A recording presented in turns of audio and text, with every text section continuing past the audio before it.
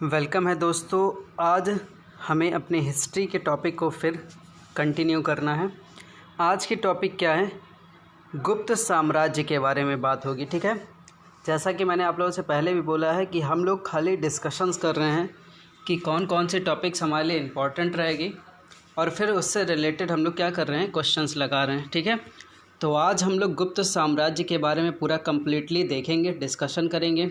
कौन कौन से क्वेश्चन बैक डेज में आए हैं उनके बारे में थोड़ी सी इसमें चर्चा होगी और कल इसी से रिलेटेड मैं एक वीडियो डालूंगा जिससे इसका क्वेश्चन होगा। ठीक है, एक दिन टॉपिक पढ़ाया जाए, अगले दिन उसी से रिलेटेड क्वेश्चंस जो बैक डेज में आपके एसएससी में ऑनलाइन ऑफलाइन सारे क्वेश्चंस बने हुए हैं। ठीक है, तो आइए शुरू करते हैं गुप्त साम्राज्य के बारे में और इसी वीडियो में इसमें कंप्लीट करेंगे। ठीक है, तो चलिए देखते हैं।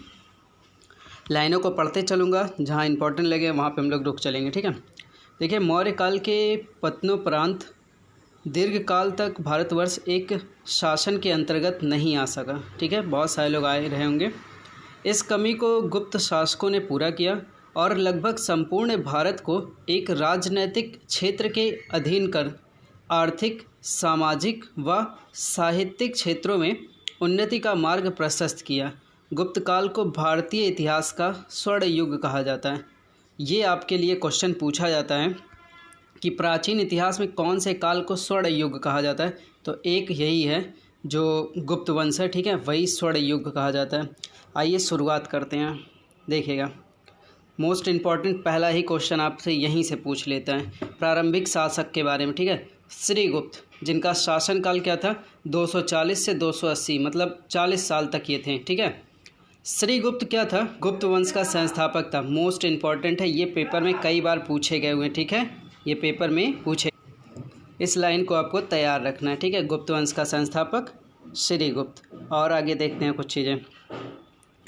पर देखिए, इसमें लिखा है प्रभावती गुप्ता के पूना ताम्र पत्र विलेख में श्रीगुप्त को आदित्य राज कहा गया। कोई दिक्कत नहीं, इसको छोड़ देते हैं। फिर देखिए, गुप्त वंशावलियों के स्रोत समुद्रगुप्त का प्रयाग प्रशस्ति अभिलेख। मोस्ट इम्पॉर्टेंट है, अभी आगे चर्चा होगी, ये पूछा जाता है। ठीक है, प्रयाग प्रशस्ति अभिलेख किससे संबंधित है? समुद्रगुप्त से संबंधित है, पूछा जाता है। ठीक है, फिर इसमें देखिए दो और हैं लेकिन ये दोनों पूछे नहीं जाते हैं। कुमारगुप्त का विलसड़ स्तंभ लेख, स्कंदगुप्त का भीतरी स्तंभ लेख, तो ये नहीं पूछे जाते हैं। फिलहाल आप पढ़ लीजिए, लेकिन याद ये वाला रखिएगा, ये क्वेश्चन आपसे पूछे जाते हैं।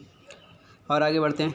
देखिए, घटोत्कच, इनसे भी रिलेटेड क्वेश्चन पूछे जाते हैं। दो ही फैक्ट है, दोनों फैक्ट हम तैयार कर लेंगे। ठीक है, घटोत्कच का एक तो आप शासनकाल याद रखिए, 280 से 319। ठीक है, 280 से 319 ईस्वी। ध्यान रखना है, ये श्रीगुप्त का पुत्र था और उत्तराधिकारी भी था। ठीक है, तो श्रीगुप्त के बाद कौन आता है? घटोत्कच। ठीक है, ये ध्यान रखना है। आइए नेक्स्ट देखते हैं, चंद्रगुप्त प्रथम। मौर्य नहीं है, याद रखिएगा। ठीक है, चंद्रगुप्त प्रथम का देखिए 319 से 334। चंद्रगुप्त प्रथम गुप्त वंश का पहला प्रसिद्ध शासक था। उसने, अब दूसरी लाइन पे हम लोग आ गए, उसने लिच्छवी की राजकुमारी कुमार देवी से विवाह किया जिससे उसकी सत्ता को बल मिला। ठीक है, फिर देखते हैं आगे फैक्ट। चंद्रगुप्त प्रथम ने अपने राज्यारोहण, ठीक है, ये आपसे पूछा जाता है। ठीक है, चंद्रगुप्त प्रथम ने अपने राज्यारोहण के स्मारक के रूप में 319 से 320 ईस्वी में गुप्त संवत चलाया।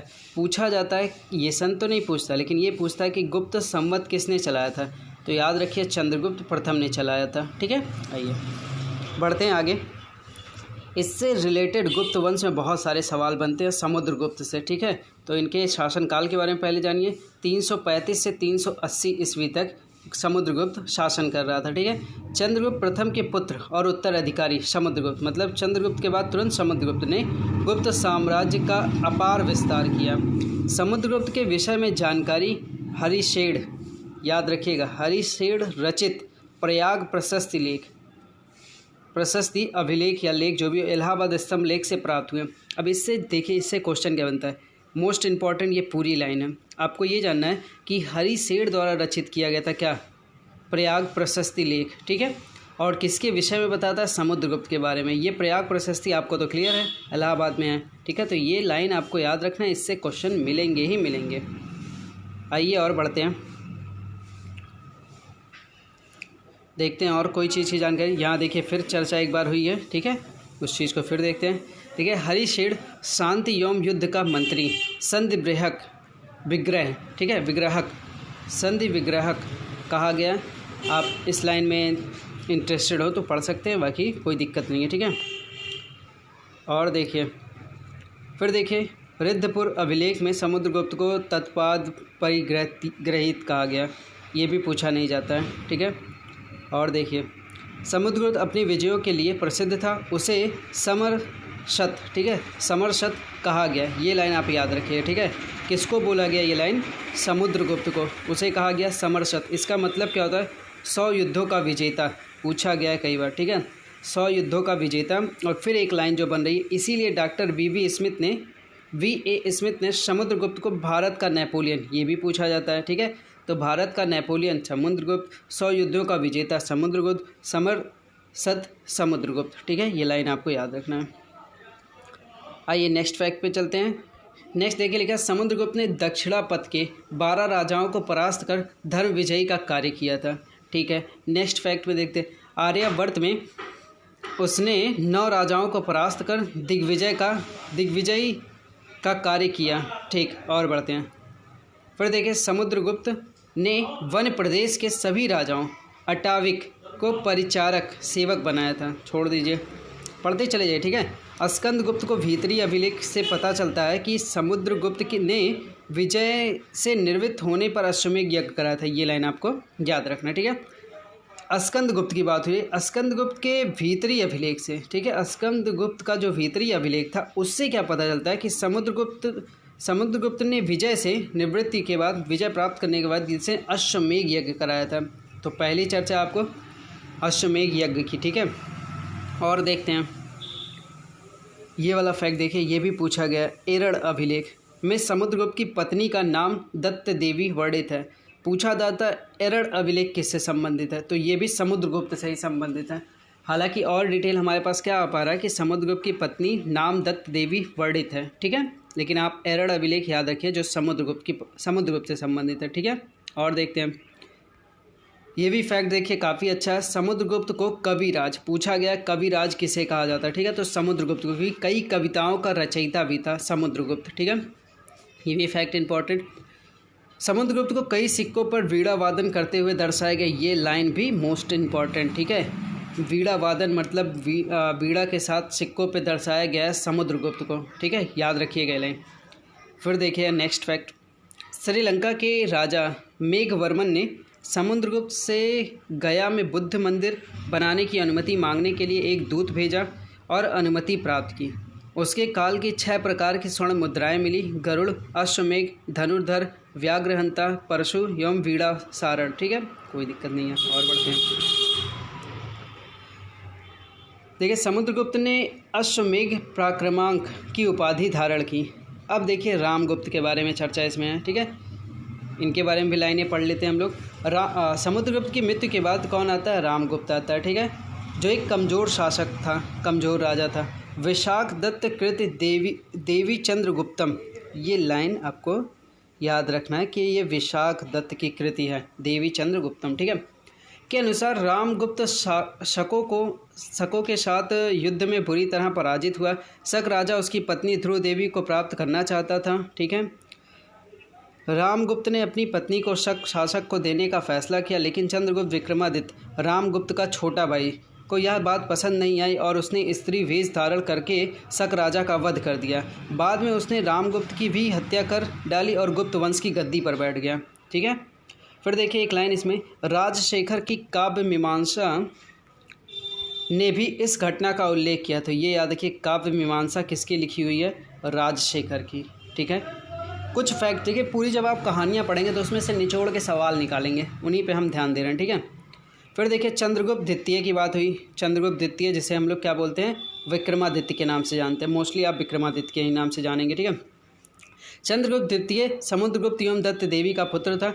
उसके शासनकाल में गुप्त साम्राज्य अपने उत्कर्ष पर था, ठीक है। इसे सांची के अभिलेख में देवराज एवं प्रवरसेन के अभिलेख में देवगुप्त कहा गया है। याद ये रखिए सांची का अभिलेख, ठीक है, इसमें इसको देवराज कहा गया है, किसमें? विक्रमादित्य को, ठीक है। चंद्रगुप्त द्वितीय को देवराज कहा गया सांची के अभिलेख में। फिर देखिए ये जो क्वेश्चन है बहुत इंपॉर्टेंट है, पूछा जाता है, ये महरौली स्तंभ लेख ने में राजा चंद्र का वर्णन है जिसकी पहचान चंद्रगुप्त द्वितीय से की गई है। ये पूछा जाता है क्वेश्चन, पूछा कैसे जाता है कि महरौली स्तंभ लेख किससे संबंधित है, तो ये चंद्रगुप्त द्वितीय से संबंधित है। किससे संबंधित है? चंद्रगुप्त द्वितीय से। फिर देखिए लाइनें, उसने वैवाहिक संबंध एवं विजय दोनों के सहारे अपने साम्राज्य की सीमा बढ़ाई। उसने अपनी पुत्री प्रभावती का विवाह वाकाटक शासक रुद्रसेन द्वितीय से करवाया। उसके मरने के बाद उसका नाबालिग पुत्र उसका उत्तराधिकारी बना। इस प्रकार प्रभावती स्वयं वास्तविक शासिका बनी। ठीक है, वाकाटक की सहायता से चंद्रगुप्त द्वितीय ने शकों को पराजित किया था। यहाँ देखिए अब लाइनें हमें मिल गई। ठीक है, वाकाटक की सहायता से, ठीक है, वाकाटक की सहायता से चंद्रगुप्त द्वितीय ने शकों को पराजित किया। इस उपलक्ष्य में चांदी के सिक्के चले। पूछा जाता है किनको पराजित कर चंद्रगुप्त द्वितीय ने चांदी के सिक्के चलाए, तो शकों के। ठीक है, शकों को पराजित करके उसने चांदी के सिक्के चलाए। ठीक है, ये लाइन याद रखनी है। इस विजय के बाद उसे साकारी कहा गया और उसने विक्रमादित्य की उपाधि, इसी की वजह शकों को हराने के बाद क्या किया, इसने विक्रमादित्य की उपाधि ली थी। ठीक है, बहुत अच्छे। आइए और देखते हैं। चंद्रगुप्त द्वितीय का उदयगिरी अभिलेख के अनुसार उसका उद्देश्य संपूर्ण पृथ्वी को जीतना था। उसकी राजधानी पाटलिपुत्र, याद रखिए चंद्रगुप्त द्वितीय की राजधानी क्या थी? पाटलिपुत्र। अब देखिए, उसने उज्जैन में दूसरी राजधानी स्थापित की जो कि कालिदास एवं अमर सिंह जैसे विद्वान से विभूति थी। पहली राजधानी क्या थी इसकी? पाटलिपुत्र, और दूसरी राजधानी क्या थी? उज्जैन। दोनों याद रखिएगा, पहली पाटलिपुत्र, दूसरी उज्जैन। और बढ़ते हैं।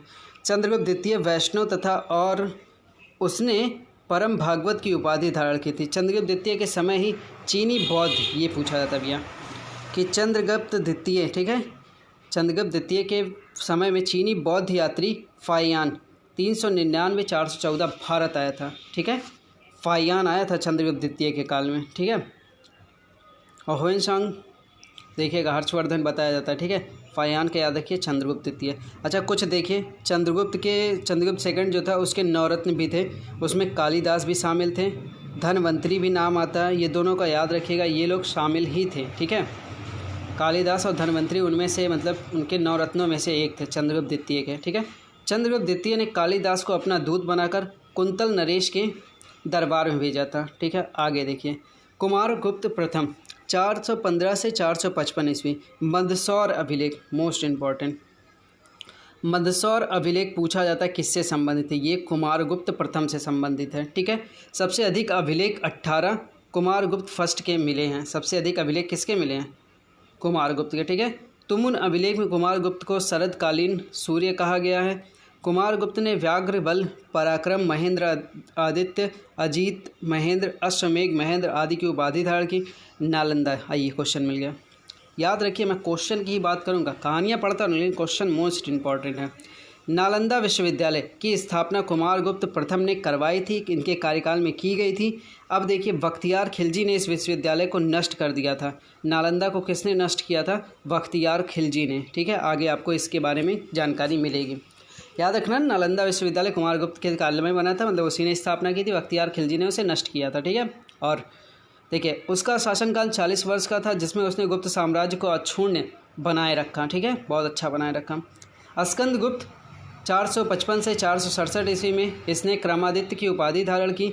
जूनागढ़ अभिलेख से, ये देखिए पूछा क्या जाता है कि जूनागढ़ अभिलेख, ठीक है, से पता चलता है कि गिरनार के प्रशासक चक्रपालिक पर्णदत्त का पुत्र ने सुदर्शन झील का जीर्णोद्धार कराया था। मतलब सुदर्शन झील को और इम्प्रूव कराया गया था। ठीक है, और अच्छा कराया गया थोड़ा, और मतलब कि कुछ बातें की गई उस पर, तो स्कंदगुप्त के काल में वो हुआ था। आइए, स्कंदगुप्त का भीतरी अभिलेख गाजीपुर हुड़ों द्वारा आक्रमण की जानकारी देता है। ठीक है, पढ़ के आगे बढ़ते हैं। फिर देखिए, तोरमन मिहुर कुल प्रसिद्ध हुड़ साजा थे। कहोम स्तंभ लेख से स्कंदगुप्त के शक्रोपम तथा जूनागढ़ अभिलेख से श्री पक्षी पक्त वृक्षा कहा जाता है। ये भी लाइन आपके लिए कोई इंपॉर्टेंट नहीं है। ठीक है, यहाँ देखिए, स्कंदगुप्त ने प्रशासनिक सुविधा के उद्देश्य से अयोध्या को अपनी राजधानी बनाई थी। यही अपनी अयोध्या। ठीक है, स्कंदगुप्त ने अपनी प्रशासनिक सुविधा के लिए बनाया था। फिलहाल क्वेश्चन नहीं पूछता है। विष्णुगुप्त गुप्त वंश का अंतिम शासक था। लास्ट लाइन ये आपको याद रखना है, श्रीगुप्त ने स्थापना की थी और अंतिम शासक था विष्णुगुप्त। ठीक है, ये लाइन आपको याद रखनी है। आइए कुछ और बातों पे ध्यान देते हैं। ये गुप्तकालीन जो प्रशासन पद्धति थी उसको आप पढ़ लीजिए, ठीक है। देखिए, गुप्त साम्राज्य की जो शासन व्यवस्था थी राजतंत्रात्मक थी। कैसी थी? राजतंत्रात्मक थी, राजा के द्वारा चलता था, ठीक है। राजपद वंशागत था, लेकिन राजगद्दी हमेशा ज्येष्ठ पुत्र को ही नहीं मिलती थी। गुप्त साम्राज्य की राजधानी, याद रखिए, पाटलिपुत्र थी। जब गुप्त साम्राज्य की राजधानी पूरी पूछेगा तो हमें बता देना है कि पाटलिपुत्र है, ठीक है। आगे और भी फैक्ट्स देखते हैं। गुप्त राजाओं ने प्रांतीय एवं स्थानीय शासन की पद्धति चलाई। राज्य कई भुक्तियों अर्थात प्रांतों में विभाजित था और हर भुक्ति का प्रभारी, ये आप याद रखिएगा, जब गुप्त वंश का काल था तो प्रांतों में जो बात होती ना उसे भुक्तियाँ कहा जाता था, ठीक है, भुक्तियों। फिर देखिएगा, भुक्तियाँ कई विषयों मतलब जिलों में विभाजित थी, जिसका प्रभारी विषयपति था। प्रत्येक विषय में विधियों में बांटा गया था और विधियाँ ग्रामों में विभाजित थी। फिर देखिए, पेट क्या था?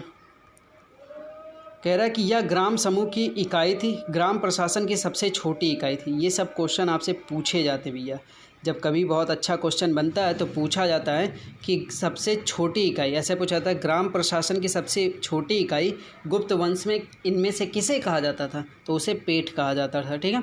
आगे ग्राम सभा, ग्राम प्रशासन, ये आपको पता है, इसको छोड़ते हैं और लाइनों पे आते हैं, ठीक। ये एक याद रखिएगा। देखिएगा, संधि विग्रहक, संधि एवं युद्ध के मंत्री थे, छोड़ दिए। कुमार मात्य क्या कहलाते थे? गुप्त साम्राज्य का सबसे बड़ा अधिकारी रहता था। महादंड नायक, ये देखिए याद रखिएगा, न्यायाधीश कहा जाता था महादंड नायक को। और देखिए कुछ लाइनें इसमें और भी बहुत सारे पद हैं, इन पदों को आप पढ़िएगा, ज़्यादा तो कुछ करना नहीं है इसमें, क्वेश्चन बहुत रेयर पूछेगा। तो बढ़ते आगे। सैन्य संगठन में देखिए, सम्राट या सेना का अध्यक्ष होता था, जैसा सबको पता है। युवराज क्या होता था? सम्राट के वृद्ध होने पर सेना का अध्यक्षता युवराज करता था। सेना की कई शाखाएं थी, गज सेना थी, अश्वसेना थी, कई सारी चीज़ें, इसमें आपको नहीं परेशान हो। सामाजिक जीवन कैसा था उसके बारे में थोड़ी सी चर्चा ले लेते हैं। गुप्त युग में भारतीय समाज 4 वर्णों में बता था, जैसा सब में बटा रहता है, ब्राह्मण, क्षत्रिय, वैश्य, शूद्र। कायस्थ का सर्वप्रथम उल्लेख याज्ञवल्क्यम स्मृति गुप्तकालीन अभिलेखों से प्राप्त है, ठीक है। गुप्त काल में शूद्रों की स्थिति में सुधार आया, उन्होंने रामायण, पुराण, महाभारत सुनने का अधिकार मिल गया। देखिए, आज तो सबको सब कुछ का अधिकार है, लेकिन एक वक्त था कई लोगों को, नीच जातियों को कोई हक नहीं रहता था। देखिए, समाज में छुआछूत प्रचलित था, बहुत चरम सीमा पे था। स्त्रियों की दशा में थोड़ी गिरावट आई। निचले 2 वर्णों की स्त्रियों को जीवन निर्वाह के लिए अर्जन करने की स्वतंत्रता मिली, जो कि ऊपर 2 वर्णों की स्त्रियों को प्राप्त ही नहीं थी। सोचिए आगे, एक विवाह की प्रथा नहीं थी, गुप्त शासक बहुविवाह करते थे, ठीक है। चंद्रगुप्त सेकंड तथा कुमारगुप्त प्रथम की अनेक पत्नियों का उल्लेख मिलता है। अध्याय आगे। समाज में सती प्रथा भी प्रचलित थी। सेनानी गोपराज की पत्नी उसके साथ चिता पर जल गई, इसका उल्लेख भानुगुप्त के एरड़ अभिलेख में मिलता है। सती प्रथा मतलब कायम थी, ठीक है। स्मृतिकार कात्यायन के अनुसार स्त्री अपने स्त्री धन के साथ अपनी अचल संपत्ति को भी बेच सकती थी। अच्छा, समाज में वैश्यावृत्ति का अस्तित्व था, वैश्याओं को गणिका कहा जाता है, ये आपको याद रखना है, ठीक है। गुप्त काल के शासन काल में आपसे पूछा जाए जब कभी क्वेश्चन कि समाज में वैश्यावृत्ति का अस्तित्व तो था, वैश्याओं को बोला क्या जाता था? तो गणिका बोला जाता था, ठीक है। आइए, धार्मिक जीवन कैसा था वो भी चर्चा कर लेते हैं, ठीक है। गुप्तकालीन धार्मिक जीवन कैसा था? तो गुप्त काल में बौद्ध धर्म को राजाश्रम मिलना समाप्त हो गया था, मतलब बौद्ध काल यहाँ पे समाप्त था, तथा भगवत धर्म के केंद्र बिंदु पर बन गया। गुप्त शासक क्या थे? वैष्णव धर्मावलंबी थे, वैष्णव, ठीक है, वैष्णव धर्मावलंबी, ठीक है। और आगे पढ़ते हैं। देखिएगा, इस काल में त्रिमूर्ति अर्थात ब्रह्मा, विष्णु, महेश सबकी चर्चा है, ठीक है। सबकी पूजा प्रारंभ हो गई थी और गुप्त काल में मूर्ति पूजा ब्राह्मणीय धर्म का सामान्य लक्षण था। चंद्रगुप्त सेकंड एवं समुद्रगुप्त के सिक्के पर, ये देखिए क्वेश्चन आपके लिए, ठीक है। चंद्रगुप्त सेकंड और समुद्रगुप्त के सिक्कों पर विष्णु के वाहक गरुड़ का चित्र मिलता है, ठीक है। किसका वाहक? विष्णु का, ठीक है। और जो कि गुप्त वंश का राजकीय चिन्ह था, याद रखिए, गरुड़ क्या था? गुप्त वंश का राजकीय चिन्ह था। आइए आगे बढ़ते हैं। देवगढ़ झांसी, यहाँ पर दशावतार मंदिर, आइए ले लीजिए, क्वेश्चन मिल गया, ठीक है। देवगढ़ झांसी, यहाँ का दशावतार मंदिर पूछा जाता है। गुप्त युग का वैष्णव धर्म संबंधी सबसे महत्वपूर्ण अवशेष है। यह मंदिर पंचायतन श्रेणी का है, याद रखिए, दशावतार मंदिर देवगढ़ झांसी। और कुछ, गंगाधर अभिलेख में विष्णु के मधुसूदन कहा गया है, हरिहर के रूप में शिव, और छोड़ दीजिए ये भी। इनके देखिए आर्थिक जीवन पे आइए चर्चा कर लेते हैं थोड़ा सा। वीडियो थोड़ी लंबी रहेगी लेकिन अच्छा रहेगा कि एक तो इम्पॉर्टेंट आपको मिल जा रहा है, बाकी चीज़ों पे ओवरव्यू एक ले लिया जाए, ठीक है। गुप्त काल की समृद्धि के कारण हैं भूमि में केवल 5 प्रकार के थे: क्षेत्र भूमि, वास्तु भूमि, चारागाह भूमि, खिल भूमि। छोड़ दीजिए इसको भी। ये कर व्यवस्था याद रखिएगा, कर व्यवस्था से क्वेश्चन मिल सकता है। आय का मुख्य स्रोत क्या था? भू राजस्व, मोस्ट इम्पॉर्टेंट। आय का मेन स्रोत कौन सा था? भू राजस्व का था, ठीक है, याद रखिएगा। फिर देखिए, भूमि कर संग्रह करने वाला पदाधिकारी ध्रुवाधिकरण या ध्रुवाधिकरण कहलाता था। व्यापारिक कार्रवाई को नेतृत्व करने वाला सार्थवाह था। कई चीज़ें उनके बारे में चर्चा है, ठीक है। तो ठीक है, इतनी लाइनों को और आगे आते हैं जो इम्पोर्टेंट उसी पे चर्चा, ठीक है। बंदरगाह था पूर्वी भारत में, पश्चिमी भारत में, सब जगहों पे इस समय उज्जैन व्यापार का केंद्र था। अब ये लाइन आपको मोस्ट इम्पॉर्टेंट याद रखना है कि गुप्त काल के टाइम में व्यापार का मुख्य केंद्र क्या था? उज्जैन था।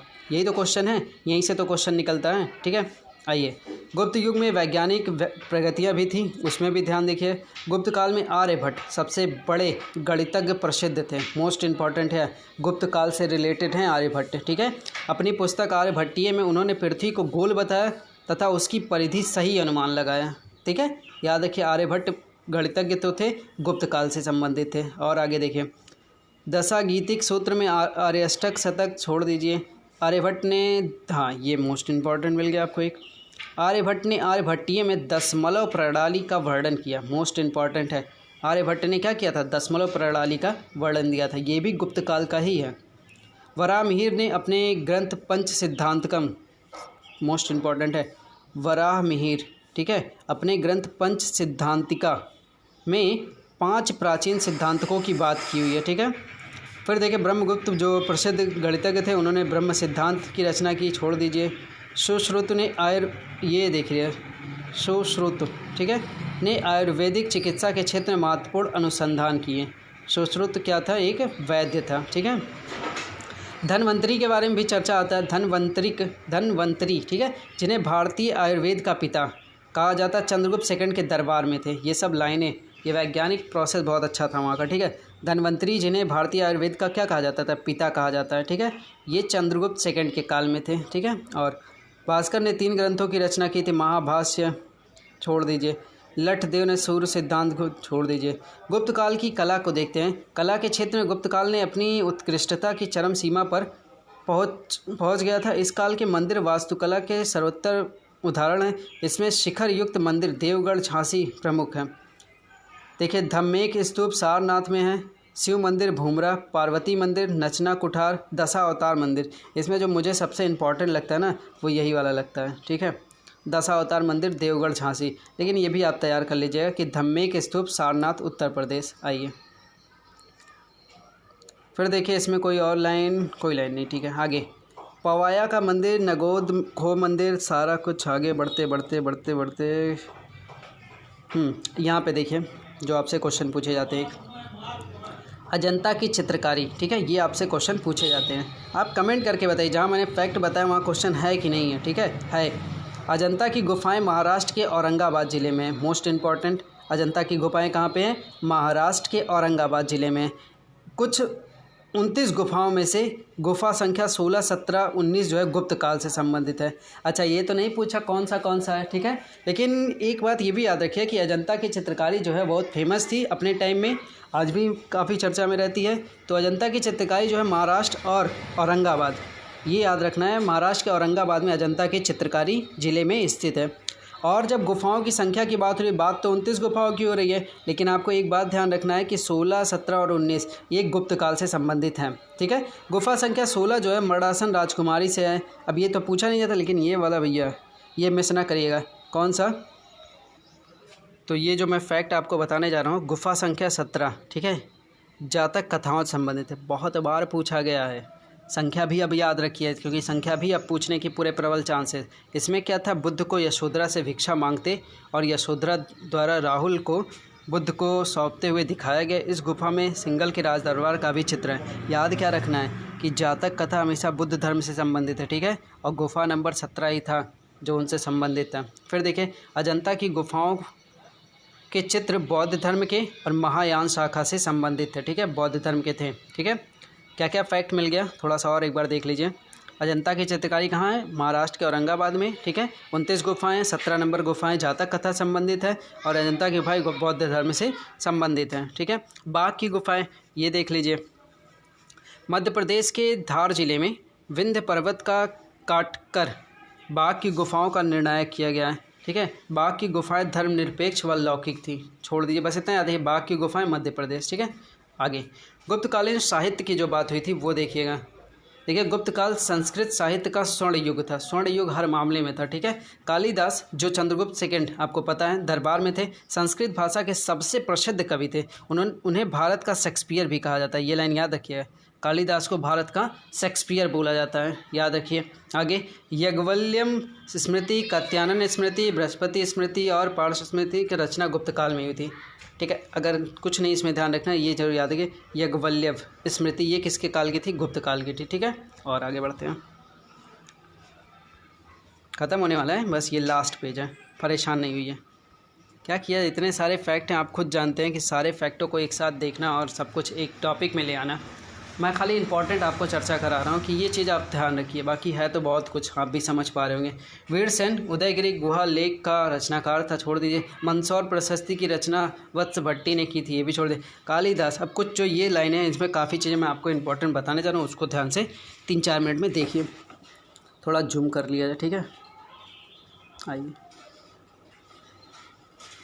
अच्छे से पढ़िए, ठीक है, ताकि थोड़ा मज़ा आए। कालिदास, ठीक है। एक तो आपको ये याद रखना है, अभिज्ञान शकुंतलम पूछा जाता है, ठीक है। और देखिए, ऋतु संहार तो नहीं पूछा जाता, लेकिन याद रखिएगा ऐसे कि ऋतु संहार भी कालिदास का है। मालविकान मित्रम ये भी कालिदास का ही है, ठीक है। मेघदूत कालिदास का है। कुमार संभव छोड़ दीजिए, रघुवंशम छोड़ दीजिए, विक्रमोवंशियम छोड़ दीजिए, याद रखिएगा, ठीक है, कि मेघदूत, मालविकान मित्रम, अभिज्ञान शकुंतलम, ठीक है, सब कालिदास द्वारा लिखा गया है, ठीक है। भास वाले पे तो छोड़ ही दीजिए, पूछा नहीं जाता तो चर्चा करने का कोई मतलब नहीं है।